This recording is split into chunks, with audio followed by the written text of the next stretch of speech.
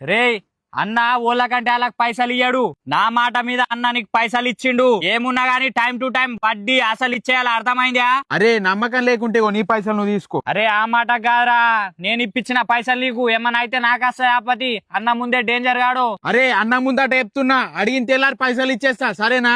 సరే సరే సూరి అన్న. ఇగో సూరి, నీ మాట మీ ఇచ్చిన పైసలానికి ఆడిగిన టైంకి ఇయ్యాలి అనుకో, నీ బొక్కలు ఇరుగుతాయి. నీకెందుకన్నా నా తల వేసి నీకు ఇస్తాడు పైసలు. అదే అంటున్నా, మరి టైంకి రాలా మనకు పైసలు. సరే అన్న సరే. హలో కార్తీక్, అరే నెల దగ్గరకు వచ్చిన పైసలు ఏమాయా? అన్న నువ్వు ఇలా అడిగినావుగా, రేపు ఇచ్చేస్తానే. సరే సరే.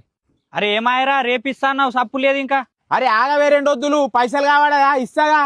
సరే సరే చూడు, వెళ్ళేం చూడు. అరే కార్తీక్ గారు ఫోన్ చేస్తున్నారు అబ్బాయి, నాకు వడ్డీ అన్ని ఇచ్చారు అబ్బాయి. అరే నువ్వు కాగానే ఇప్పించినావా పైసలు, ఓడిపియకపోవా? నేనేమన్నా ఊళ్ళకెళ్ళి వారిపోతున్నా? ఇంకొకసారి ఫోన్ చేసినావు అనుకో, పైసలు ఇవ్వమని ముందు చెప్తున్నా.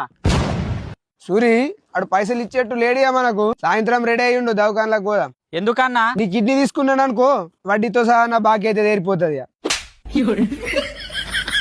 ఈ అబ్బాయికి పైసలు ఇప్పించడేమో కానీ నా సాగుకి వచ్చింది. ఇచ్చినోడు మంచిగా ఉన్నాడు, తీసుకున్నోడు మంచిగా ఉన్నాడు, మధ్యలో నాకు వచ్చింది ఆపతి.